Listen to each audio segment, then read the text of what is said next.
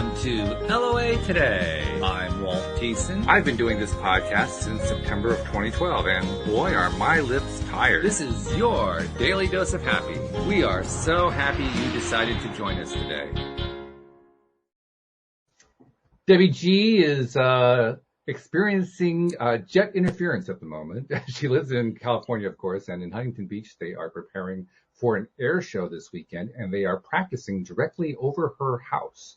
So even if she came out of the show, we wouldn't be able to hear her because of all the jet wash. So unfortunately, she can't join us. And Neo, poor guy, is dealing with an intermittent internet connection, so he couldn't join us today. So it's just me and our wonderful guests today, and hopefully you will all be appreciating that because they are very, very cool people to appreciate, and we're going to learn more about them in just a moment. Their names are Trina and Tara O'Brien, and they are power moms. In fact, actually, that's what their business is called Power Mom. But they also have athletic backgrounds before they became moms. Tara played Division I soccer at Florida Atlantic University. She was a strong forward for the team, and she holds a master's in leadership and is a nationally certified massage therapist and wellness coach. And Trina is also a massage therapist and wellness coach. She also played soccer. She played Division II soccer at Lynn University in Boca Raton. And her team won the national championship and made 2 Final Four appearances. So pretty darn good there. She has a master's in sports business, and together they are moms of twins. So they get twice as much fun as other moms, which is pretty cool. Hey, Trina, Tara, welcome to the show. How you doing today?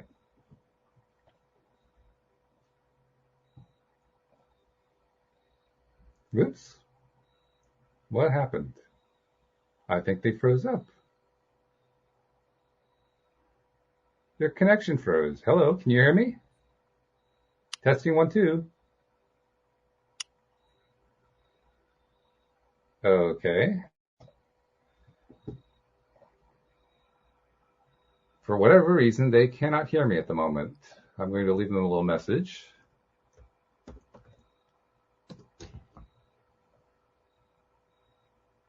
Well, fortunately, Sue can hear us in the StreamYard, so that's good. That's a very good thing. But for whatever reason, my guests cannot hear. So I'm going to recommend that they reconnect. Very strange. This is an interesting Friday we're having here. We've already got started with an interesting Friday. Of course, we know that. That's like par for the course around here, right? Because when Fridays come along, that's when the energy goes crazy. That's when all kinds of energetic stuff happen. We've had this over the years, dating back to when Linda Armstrong and Rita Giganti were on the show. And we do a meditation, or Rita would lead us through something, or we'd have some psychic readings or something, and the energy would go nuts. And it has never stopped. So that's par for the course here. So Trina and Tara are going to reconnect. Here they come. Let's see if they can hear us now. Can you hear it? Can you hear me now? As Verizon Yeah. Okay, hooray! All right. So you didn't hear the introduction, so I'll skip past all the first parts that I said. I gave a little introduction about who you guys are. All right. But now that you can hear me, I can actually say, welcome to the program. How you doing? Yeah, we're great. We're happy to be here. We're glad you can be here. We're glad you can hear here. That's also part of the. Oh, you were playing a trick on us. I guess. Well, I commented just now while you were reconnecting. Fridays have always been high energy to the point where it disrupts electronics. And this has been going on for years. And I can't give you an explanation as to why it's just Fridays. I mean, I shouldn't say just. It has happened on other days, but Fridays seem to get like the bulk of it. So yeah. I don't know. So you're getting the firsthand experience. That's what's happening. Here we go. Yeah.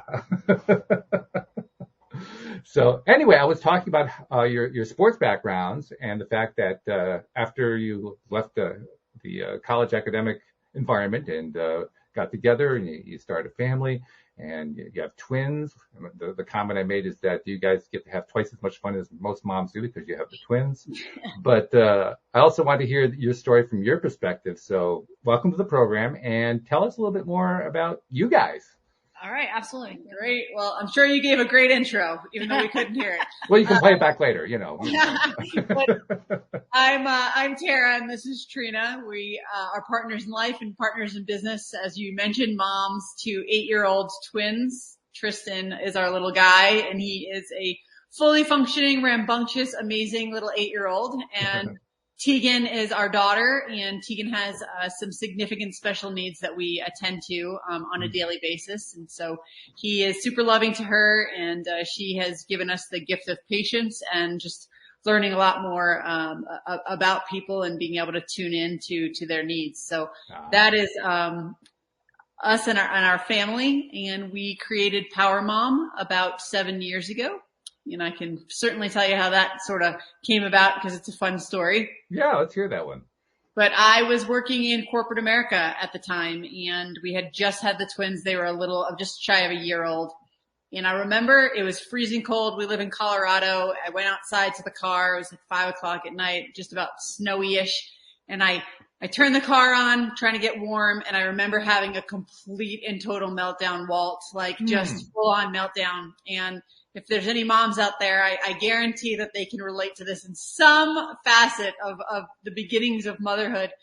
And I didn't know what was happening. I felt like I was losing myself. And I thought, look, I could be so much better than this, but I didn't exactly know what was happening. I remember just like slamming the steering wheel. I screamed at the top of my lungs and just let out this crazy roar. And the really was, I started to lose who I was. I didn't really love who I was. I wasn't motivated. I was lost all energy. And what I realized is I was really putting everybody else first. So I thought until 7 years later, what we've learned, and I had put myself on the back burner. And at the time I was reading a book, and I remember it just kept talking about being average. Like, why do you want to be average? Why do you want to be average? Average is just like everybody else. And so it was literally that pivotal moment. And Trina could attest to me walking in the door that night thinking I was a super crazy person. But really making that decision that I wanted to level up. I wanted to take what I knew in the past and not allow this, bump of being a mom and understanding all these hormones and emotions that were going on. And do you remember that night when I walked in the door? Oh, I remember that night. Yeah, absolutely. Milestones tend to be things that we remember. We don't tend to forget them. Like, oh yeah, I remember that one. Oh yeah. Yes, absolutely. Yeah, Tara walked in the door and, she was full of emotion. Here I am with 2 babies. And I'm like, oh, okay. And what really happened though is as we sat down and really went through and talked about it, what she learned was that I too was suffering in my own way because I was the one that was at home all the time with kids. She walked in the door and I wanted to just, talk to an adult. She walked in the door and didn't want to talk to anybody. She'd been at work. Yeah. So, collide of 2 worlds, but, Yeah, that doesn't work too well for a relationship. That makes it a little challenging. Yeah. So we were both losing ourselves just in a very different way. And so being able to sit back and talk through that was really fantastic. Yeah. And you have an interesting tagline on your website. You say you deserve to be strong and confident without mom guilt. Now that's a new phrase for me. Tell me about mom guilt. Interesting. It's probably a new phrase for you because you're not a mom, I'm assuming. I'm not a mom. No, not as far as I know anyway.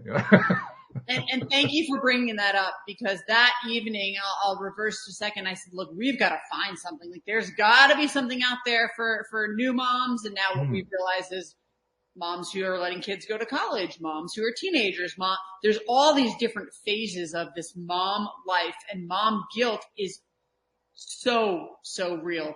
We talk to moms on a daily basis, and when they read that tagline, it is the way I would describe it to you, Walt, and so many moms listening to this can completely relate to this verbiage is you think you have to say yes and put everybody else first. And you're trying so hard to please everybody else that when you start to do anything for yourself, and I'm not talking, going to the spa. I'm talking just taking a warm shower by yourself.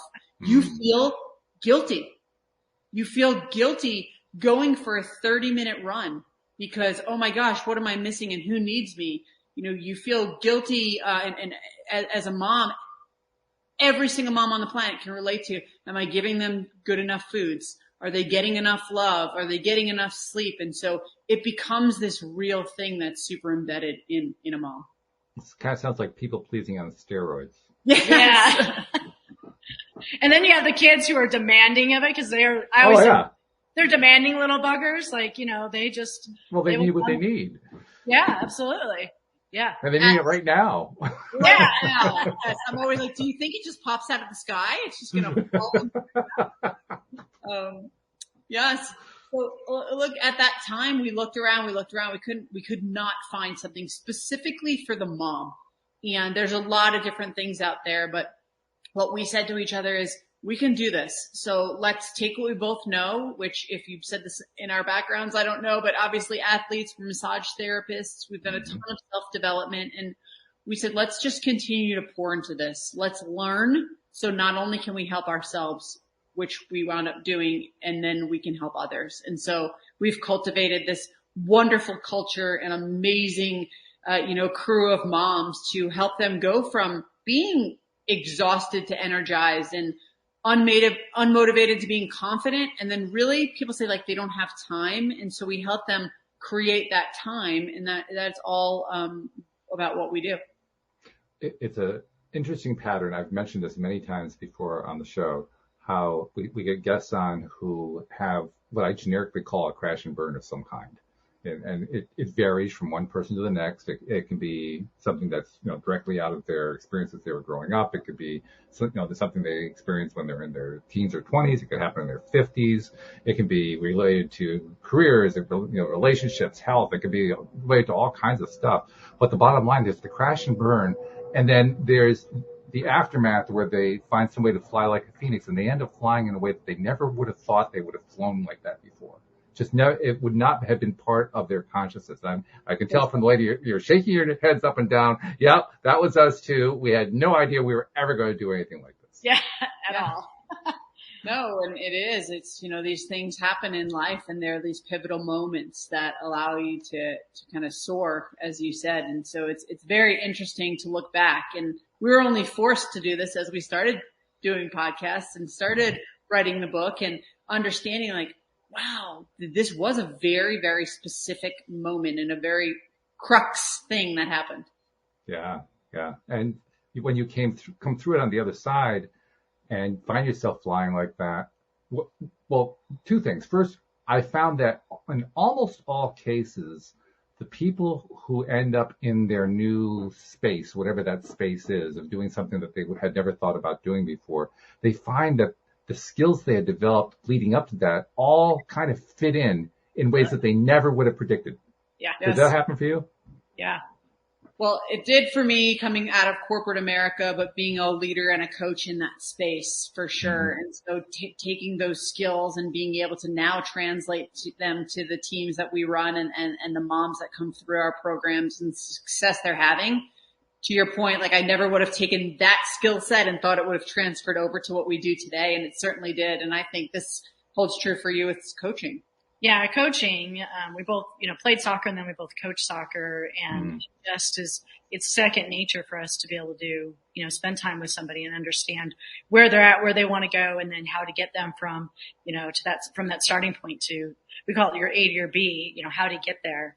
That's definitely rolled in. And there's other things that have happened in our lives that have just helped us from a learning standpoint to then being able to share it forward. I would agree with that. As you were describing that, a question came into my mind about coaching, and I'm curious to know what your take is on this. Some people describe coaches as cheerleaders, others describe them as guides. Some describe them as almost pseudo-therapists. What do you think of when you think of coaching? When you think of yourself as a coach, what do you aim to be? For me personally, I feel like I've just fine-tuned this answer recently. So apropos right now for you to ask it is... I've been saying that I truly believe that everyone has this greatness inside of them, whether they know it or not. And our job as coaches is to literally yank it out of them. And so for me, and this is very recent, and I really believe it through and through, because personally, and I'm not speaking for Trina at all, I'm sure you have a different thought, is motivation is great and inspiration is great, but it only goes so far unless you start to take actions to enable those things to come out. And so for me, it's just this new, found, you're so great, and we're all great, and we're great in completely different ways we don't even know it. But for me, my goal is to yank that out of somebody so then they can go soar. Okay. Yeah. How about you? I think for coaching, it's like you can bring the tools and you can give them the For us, it was soccer. So it was like, you can give them the different types of formation. You can give them the type of runs to make. You can help them with their skills. And to Tara's point, you can give it to them. At the end of the day, it's the athlete who has to do the daily work to get the results that they say they want. And then it's for us to help challenge them to continue to move forward. And when they fall down, to help them get back up and keep moving forward. Because no athlete went from, receiving a soccer ball and have this magical touch. I mean, there's maybe a couple of people out there that have that. But, most players don't have that great first touch. And so I can show them how to do the first touch. At the end of the day, it's the athlete who needs to do that work. And then we help them fine tune it or adjust based on, what they're doing. And that's just from like a soccer standpoint. But even within our VIP program that we have, it's really, what are you doing? What's working? What's not working? Let's talk about that and let's work through that so that you can get to the other side of it. So a little bit of that polling as Tara's talking about as well. I'm also reminded that there are a number of coaches that I've had here on the program who have told me in one way or another that one of their major goals is to hold space for the client.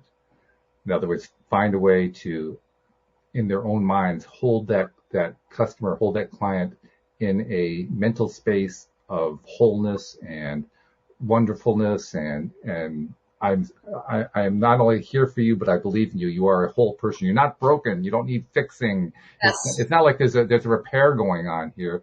I'm just seeing you as the ultimate person that you can be, knowing that when we work together, while I'm holding you in that space, it's going to help you get there. Yeah. I think the word deserve that we have in our tagline is exactly it. You deserve this. You already have it within you. And so we're going to help you build belief in yourself, because a lot of people don't even believe that. For whatever reason, they're at a point where they don't believe they can do it. They're confused. They don't know where to turn. They don't know what to do anymore. And so, I think that to your point, that's where we really come from as well. And you guys, Tara, you played Division I soccer, and Trina, you were actually a national champion, Division II national champion, and yet you're both here telling stories about lack of self-confidence. Yeah. Wow. Oh my goodness. That's not something that people would normally associate, right?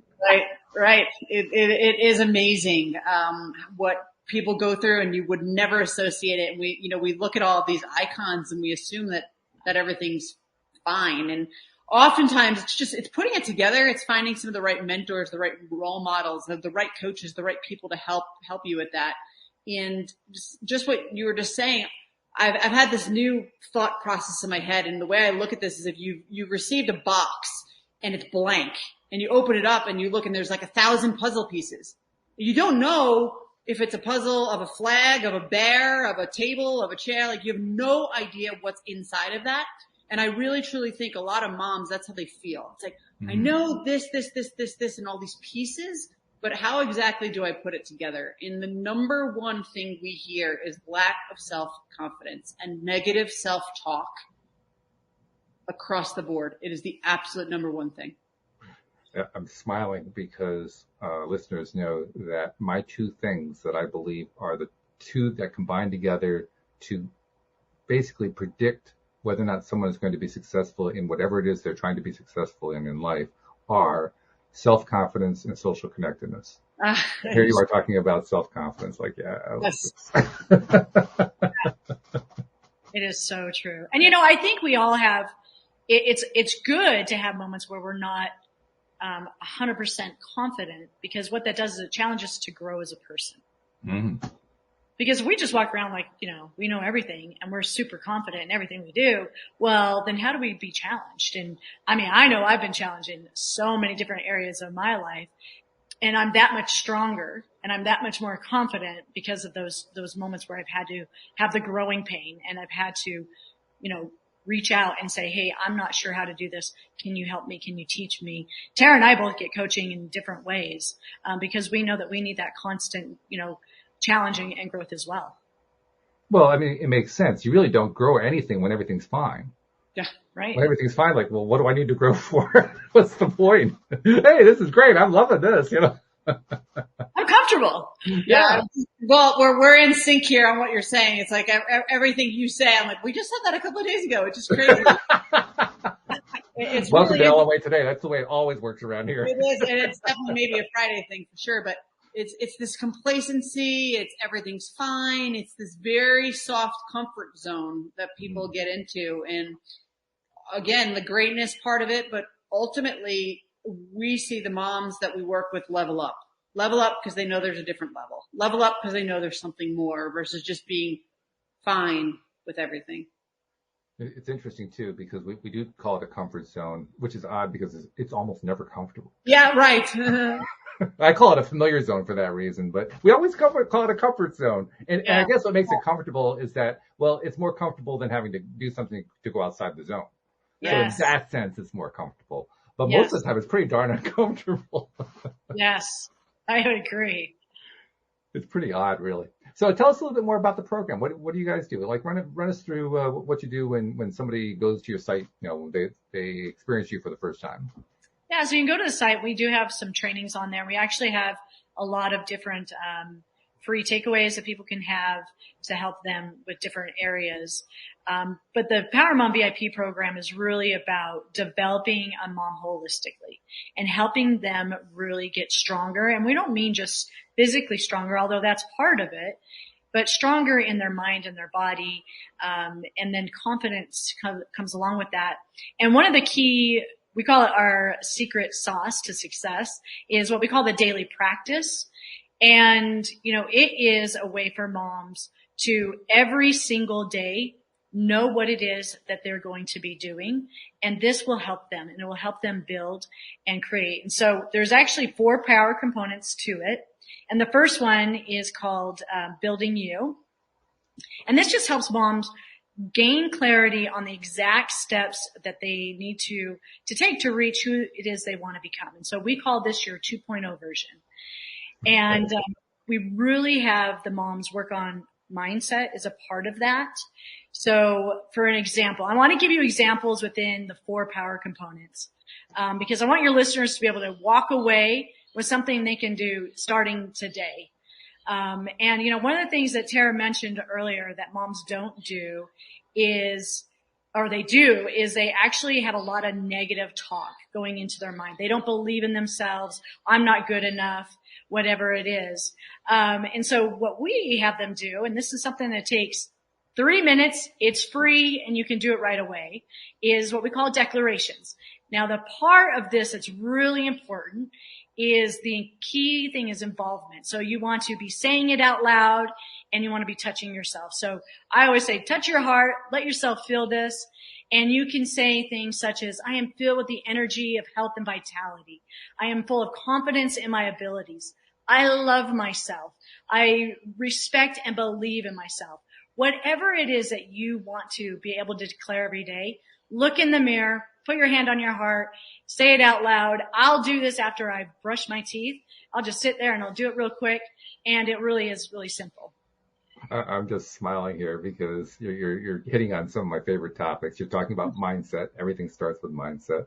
I love that topic. You're talking about negative self-talk, which, by the way, I don't know if you knew this, studies show that the average person, 80% of the time, is talking negatively to themselves. It doesn't have to be just moms. Anybody, anybody on the face of the planet. 80% of the time they're talking to themselves, saying negative things. And then you're diving into the mirror work. I'm thinking, oh God, this is fabulous. I love this. Yeah. It's interesting because I know you say, we obviously talk to moms and everybody does that, but it's really true when I say to people, would you speak to anybody else? Yeah. The way you speak to yourself. If you spoke to your best friend that way, you wouldn't have a best friend. You wouldn't have a best friend. And then the next thing is too for parents is, would you want your kids talking to themselves the way you talk to yourself?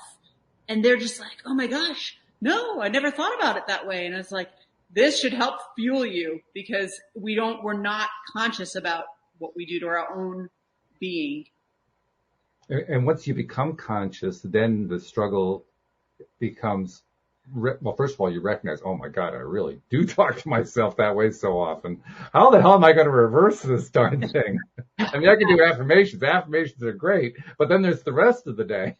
Yeah, yeah. And I'm actually a huge meditator, because I have learned that our brain is a liar, liar, liar, liar. Mm. And we've got to calm that brain down and really be able to give ourselves quiet time to get into our soul. And, Tara and I laugh all the time because I will get up in the morning and I meditate for, gosh, I could do it for an hour. I don't have an hour to do it, but I give myself 20 to 30 minutes.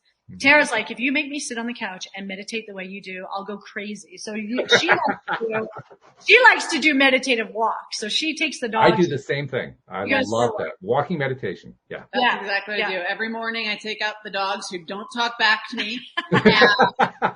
And we go up into the mountains and it's quiet and it's, 30, 40 minutes.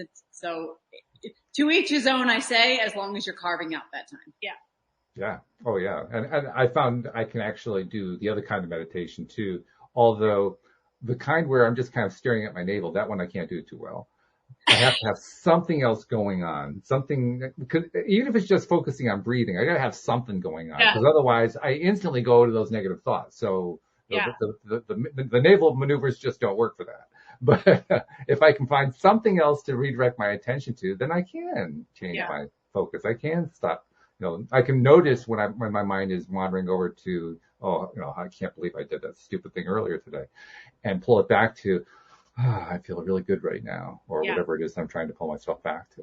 Yeah. That's really it. That's the trick, isn't it? I mean, basically learning to catch yourself, be kind about the fact that you caught yourself, and then replace it with something.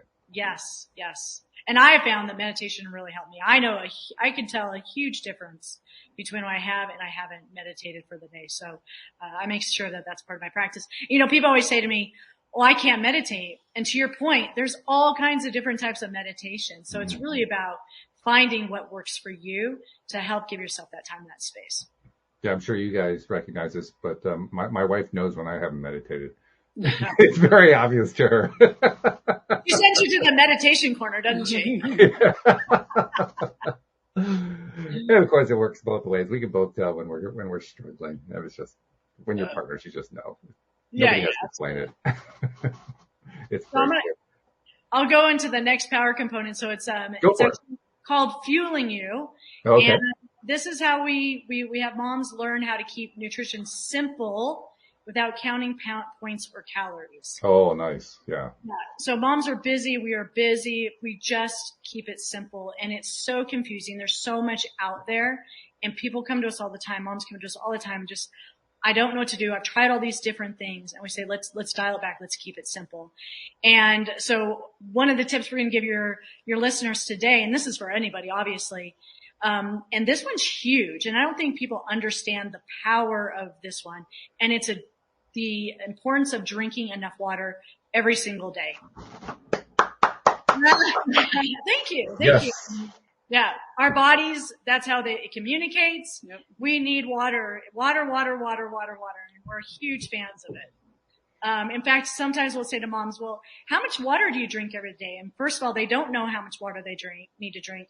And second, they don't even know how much they need to be drinking. And so we say, look, take your body weight, cut it in half, and work up to that being the amount of ounces you have every day minimum. And so if you're, 100 pounds, that's 50 ounces of water. So we're big. Okay. That's an interesting rule of thumb. I hadn't heard that one. Oh yeah. So take it, cut in half, and that's how many ounces. Yes. And then obviously based on where you live, like we're high elevation, you need to increase that a little bit. People live, humid, increase that. Or if your activity is up, again, that's just like a basic rule of thumb. And I think a myth is the 8 ounce glasses, right? That's all we've ever been taught. Do 8 ounce glasses of water and you're good. But I just ignored that one because that one just confused the hell out of me. Too much math.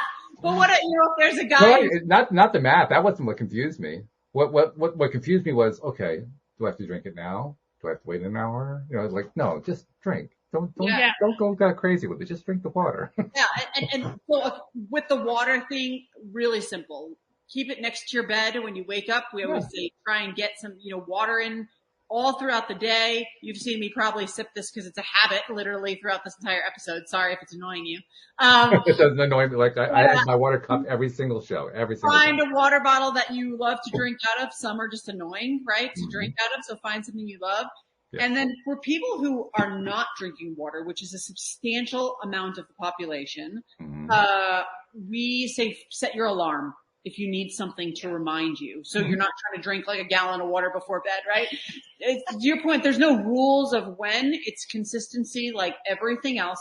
But you could set an alarm throughout the day. You can set your watch alarm. You can have some sort of trigger. And those are for the people who aren't doing this. I mean, we don't leave home without our wallet, water bottle, and phone, right? So, but a lot of people are not doing that. So I would suggest that your listeners, that's one step to start taking in the right direction for the food category. That's good. Actually, as I think about it, what happens over time as you get into doing the water thing, you also become very much in tune with the signals that your body is giving you. Yes. So in my own case, I didn't really have to set an alarm or anything. I just found myself wanting to drink a substantial amount of water in the morning because my body needed it in order to get going the way it needed to get going. Yes. And when I don't do it, I feel it. I feel it in ways that I won't describe here because they're not pleasant. Yeah, right. Yeah. I mean, it's not like it's a hidden signal. It's there all along. It's just you become aware of it. Yes. Yeah. I mean, we have a friend, she walked in the door, she had done it for a week and she's like, I feel so much more energy, but it helps with, you go to the bathroom easier and obviously more often. You have more energy, weight loss could be a byproduct of it. I mean, there are so many reasons to drink more water. So that is our tip. You said something interesting. I have to ask a question about it because it's actually something my wife has brought up. Some people complain, well, yeah, if I drink that much water, I have to go pee all the time. Pee all the time. It's great. Go pee. Very few people, very, very, very few people can overdo it on the water. You're going to know when you overdo it. So I don't, look, at the end of the day, your pee should really not be yellow. It should be pretty clear throughout the entire day. Our 8-year-olds wake up in the morning and they even know now, oh man, I'm dehydrated. Like our 8-year-olds say that. And it's amazing because, I'm probably stealing your thunder here because Trina says this all the time, but what we're teaching is not for every human on the planet, but it's for the kids. And once these parents and moms are instilling these same type of habits and they see you doing this stuff, they pick it right up. And it's just going to continue to help our next and next generations. Yeah. And they're little sponges. So what you're feeding to them is not just going to last for a day. It's going to last for years. It's going to last for a lifetime. Yeah. Yeah. And they notice that. They notice everything. Yeah. So power component number three is one that a lot of people have struggle with, and we call it training you, and it's how to get real results without hours in the gyms. Okay. All right. So there are people out there that love to go to the gym. There's moms out there that love to go to the gym, and we're not saying you shouldn't go to the gym. If that's what you enjoy doing, do it. However, a lot of moms don't have the time. And so when they don't have the time to go to the gym or the babysitter, whatever it is that they're not getting to the gym, it becomes an excuse of I don't have time to go work out. Mm-hmm. So we always advocate for finding a way to get exercise in. And there's two things that we really suggest is number one, find something that you love to do. Yes. So if you enjoy walking, go for a walk. If you love playing tennis, play tennis. Swim, go for a jog, work your way up to jogging, whatever it is, because then, which is tip number 2, you'll stay consistent. Yes. And you have to stay consistent to be able to get the results, that you really want. I love those 2 points. I think they're so important, especially the part about being consistent, but also the part about doing something that you love doing. What's the first thing that most people do when they figure they need to become more active? They start thinking about things that, they had to do in gym class. Yes. Or some expert says you're supposed to do. They never start with, what would I love to do? That's never the first question. Why is that? Yeah. I don't know, but I do not love to swim. And if you told me to swim every day, I wouldn't do it. So I understand. Drown first. Yeah. So that's where I'm like, just find something that you will enjoy. If it's dancing, if it's yoga, whatever it is, just find it, because now you're moving your body. Yeah. And you'll work your way up to maybe challenging yourselves in different areas as you get stronger and you get more confident in your body. So that is our tip for power component number 3, training you. I love it. Okay, so we've got building you, we've got finding you, we've got training you. What's the fourth one? The fourth one, actually the first 3 lead to the fourth one, and we love this one's probably our favorite one. And Tara did steal a little bit of my thunder with this one, but that's all right. And it's called extending you. And what happens is when a mom takes the first 3 power components and puts them all together, she will become strong and confident in herself. And guess what? She will have more of herself to give to others. And she'll have more emotionally to give and physically to give to the people around her that she loves, her kids, her partner, her friends, and her family. And so that's why we call it extending you, because you're going to take who you are and you're now going to be able to extend it out into the world. And it's really about looking at relationships and creating a plan on, how you can build those relationships. So when you say extending you, what's the part that's extending? For me, I say it's like your heart, your soul, but it can be time. It can be your example, right? You're extending that part of you and your kids are seeing it. And that's where I said Tara stole my thunder a little bit. And that's a big one for moms, because you can tell your kid to do something. Oh, eat your vegetables, but you don't have vegetables on your plate. You think your kid doesn't notice that?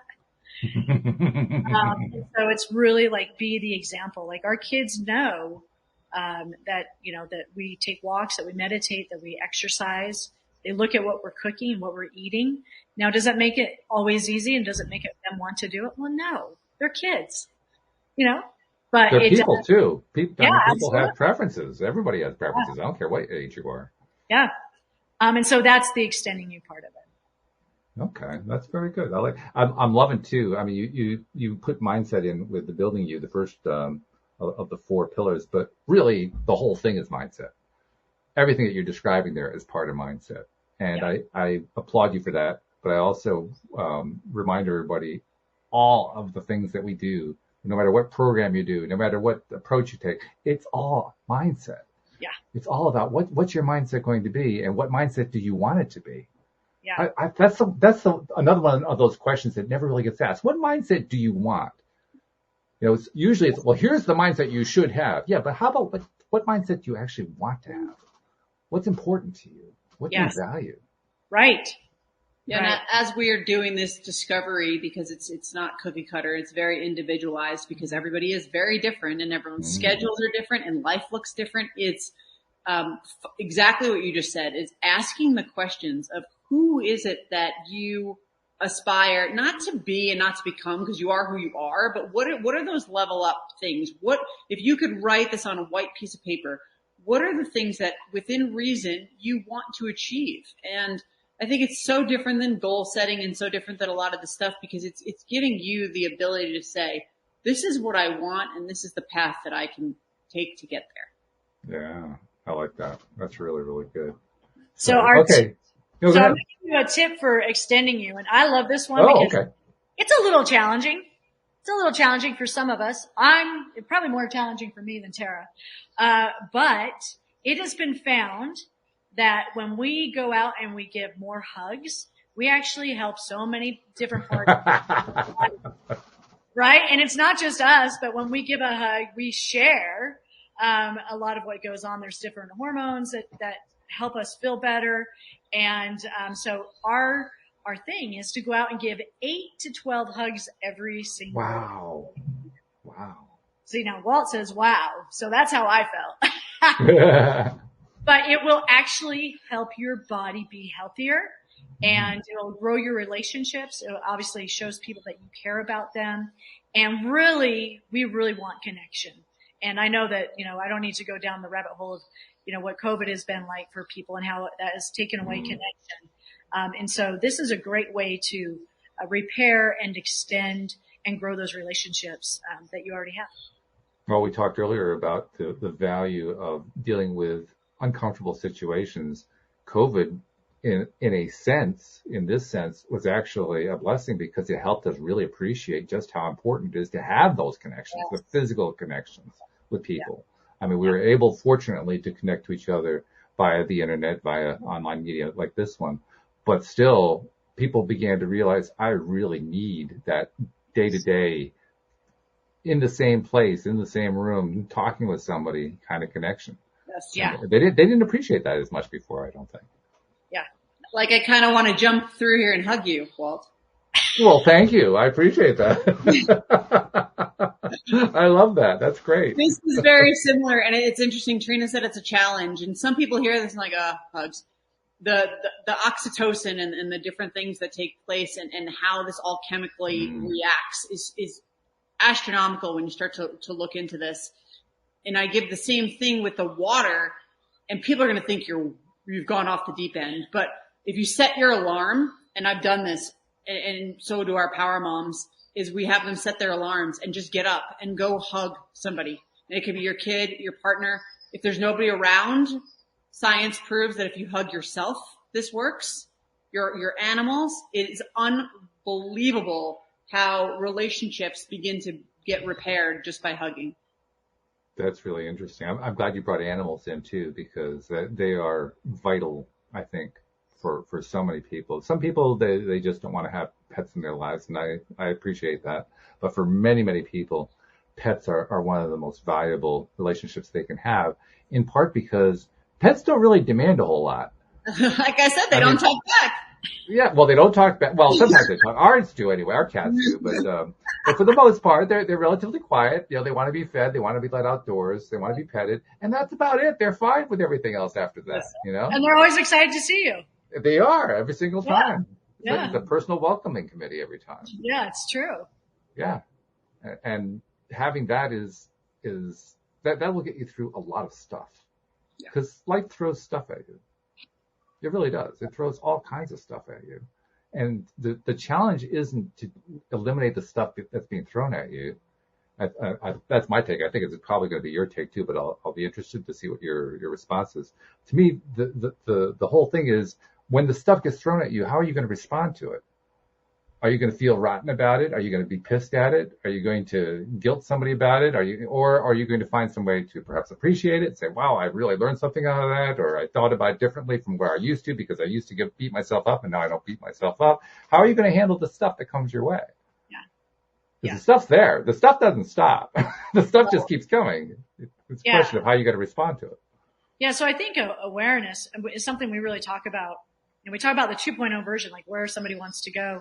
But awareness starts with where you're at, because we all have triggers. We all have things that happen in our lives that can either knock us off course or make us digress. And so really, like, this is why I love the daily practice too, is because it is the blueprint for what you should do when those moments happen. But you have to start being aware of it.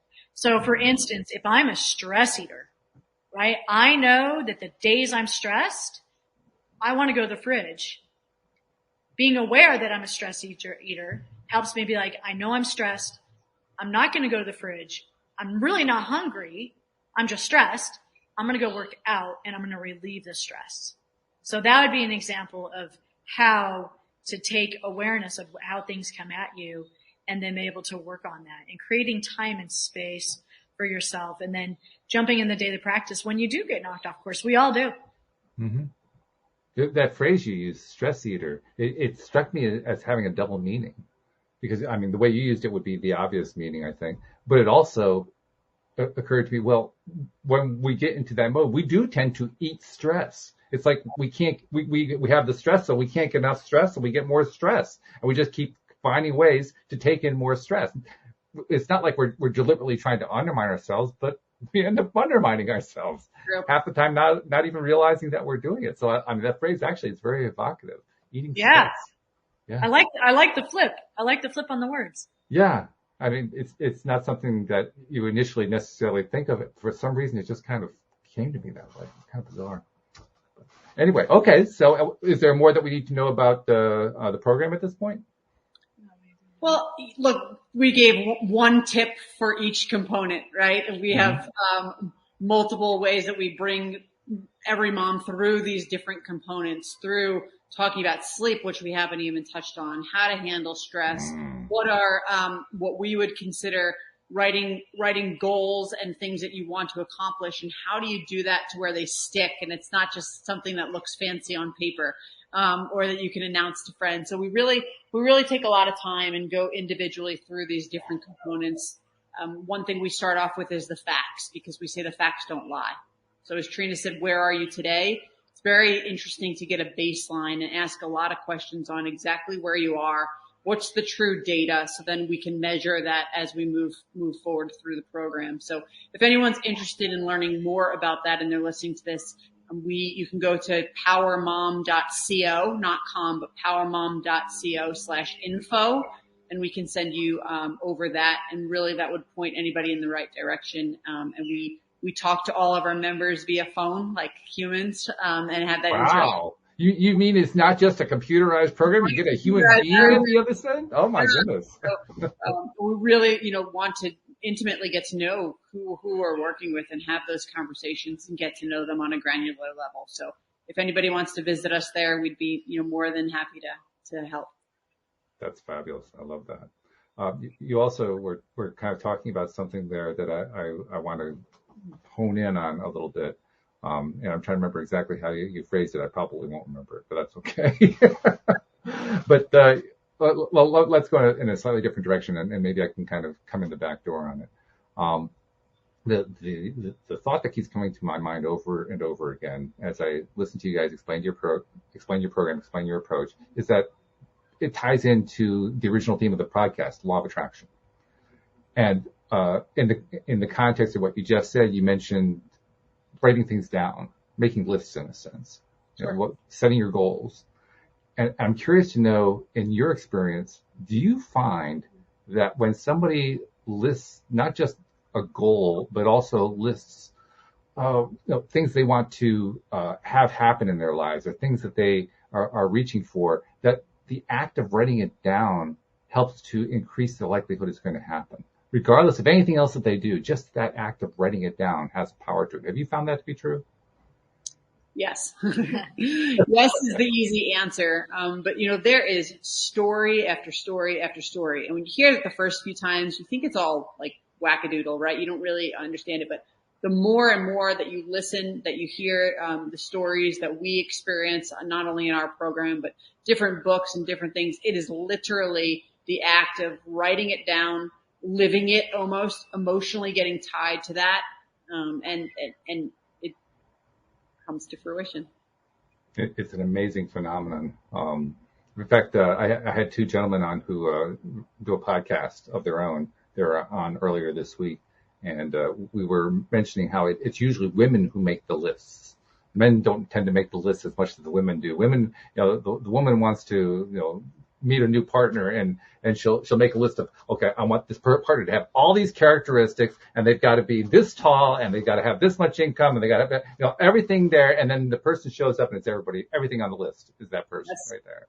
And it happens over and over and over again. And I was commenting, like, why don't men make lists as often as women do? I mean, they clearly have the secret here. What's going on? Yeah. You hear those stories of like, I wrote it down and I forgot that it was in my book, and then they pull it back up and then, wow, everything manifested in my life. And I take it a step further. I have some things on my desk, literally things that I want to do and the outcomes. And I look at it often. I have a vision board that I'll pull up that has pictures of things that I want to have. And it's so super powerful to see those things happening. And the thing about Power Mom is Tara and I are not just coaching moms, we're living this as well. And so when you bring that up about, manifesting, it's like, yes. And Tara and I do the same thing. And we encourage our moms to do the same thing because we know it works and it's really powerful. And I know that that's what your show is about. And but Tara and I have sort of been on our own journey recently within the last couple of years of really going into more of that type of manifestations and how do you create the realities that you really want to have. And it's a mindset thing. It really is something you have to work at. Yeah. Trina does a great job in the program, and this could be a whole nother hour conversation on fear, but I can literally I can speak from experience of where I get hesitant to write it down is because of fear of, oh my gosh, if this really happens, And I think that we run across that a lot, with people is it's like, okay, I know I could do this and I hear the stories, but what if this does happen? Then what? Mm-hmm. And so that's very, very real. And so it's easy to go like, why don't people do this? And I think fear, sometimes paralyzes for sure. Yeah.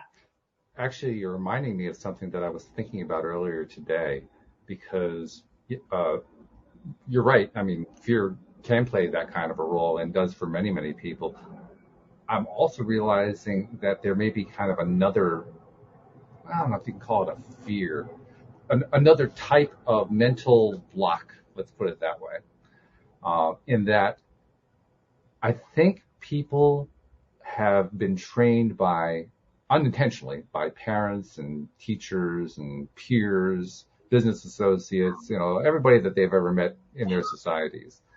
They've been trained to not desire. And I don't mean sexual desire. I mean just like desiring anything in life.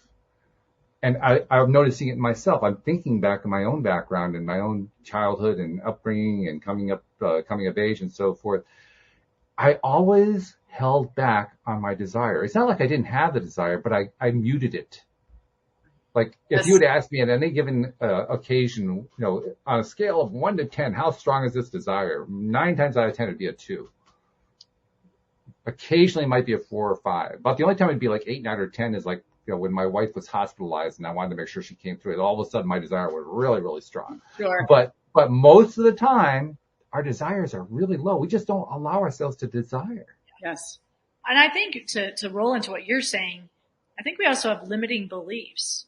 Oh yeah. Because I can desire, X, but I don't really believe it. Mm-hmm. And that's what I found with writing things out is write it down, even if you don't believe it, because your subconscious mind notes that. And so if you really, really want it, you don't know how you're going to get there, you don't believe it, put it out there, because those steps are going to start coming to you. And the universe will bring that to you and guide you to where it is that you want to go if you allow it. But the first step is allowing yourself to write it down, and then working towards, building those beliefs. Yeah, I agree with that. I would even say that part of that first step is also allowing yourself to believe that you're allowed to desire. Yeah. Yeah. That it's permitted. I mean, how many times have parents unwittingly, it's impossible to be a parent and not in some way mess up your kid. That's just going to happen. That's just part of being a parent. And it's part of being a kid. Your parents are going to mess you up in some way. It doesn't mean that they're not loving you. It doesn't mean that they're mean or nasty. Some certainly are, but for the most part, no, it's not that at all. It's just that people just do not necessarily create perfect children, because that's not part of what life is all about. We make mistakes. We say things that we don't realize are having a particular effect. We do things that have unintended consequences. That's just part of being in this life of contrast and polarity that we're in. Yes. But as long as we're in that world, it's useful to recognize that these experiences happen. And one of those kinds of experiences, the kind we're kind of talking about here, is, I wanted to have an ice cream, and Mom said I couldn't have the ice cream because we don't have enough money right now. And so all of a sudden I realized I got to pull back on my desire. Now, did Mom intend that? Hell no. That was the last thing in her mind, right? But I learned I have to hold back on the desire. I have to hold back on this desire and that desire. My time will come. My mom told me that. My time will come. So that means now is not the time. So I can't desire it now. And I think that's how we learn to have low desire. Yeah. Not just Mom either. By the way, Dad does the same thing too. So usually three times over. But, but it does really matter who it is, which parent, or even if it's not a parent at all. But the fact is, we get these messages that basically encourage us to stop desiring or to cut down on the desire. Yes. And that's where it happens. That's why we end up with a desire of 2 or 1 or 0.3, because we don't think we're allowed to have it. Yeah. Right. Yeah. So the challenge becomes, am I willing to give myself permission to have the desire? And if I give myself permission, that's where your step really comes in great. Am I willing to write it down? Yeah. Am I willing to commit to it?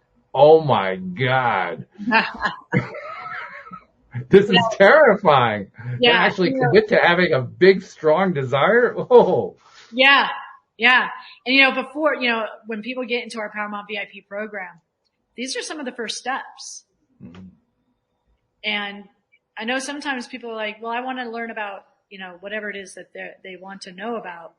But we understand the importance of these first steps and allowing themselves to dream and see themselves in a different light that it's already inside of them. And Tara says we pull it out of them, right? You asked about the coaching question.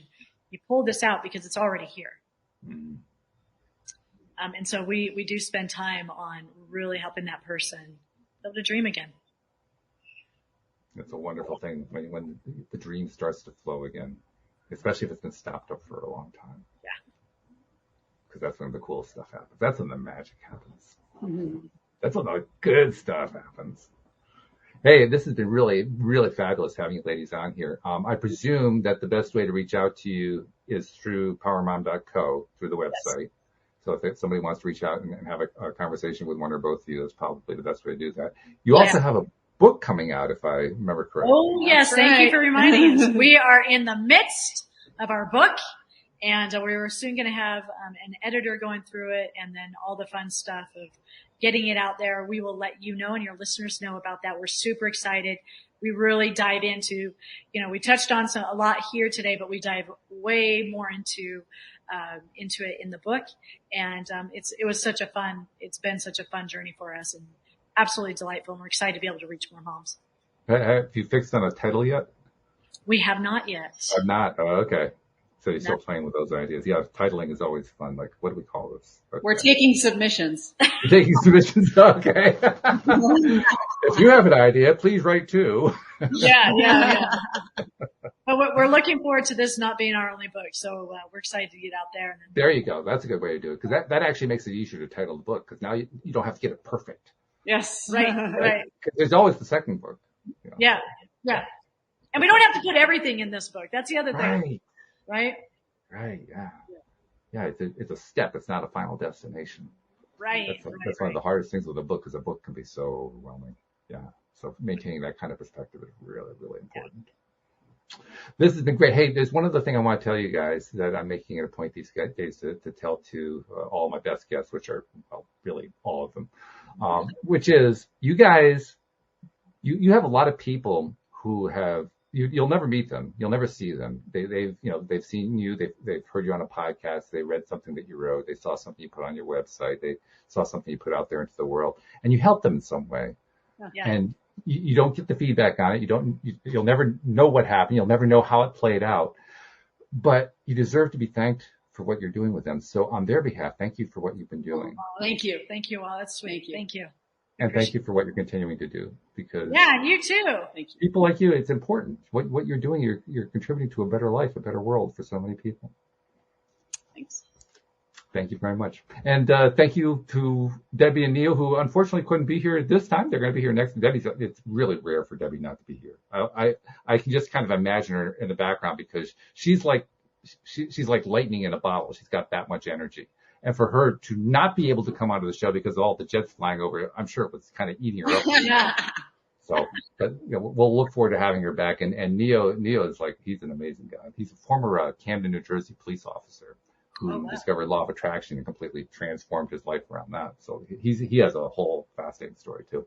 But hey, even without them, it was great having you guys here today. Thank you so much. Thank you to our podcast listeners everywhere. Hey, we'll see you all next time here on LOA Today. Goodbye, everybody.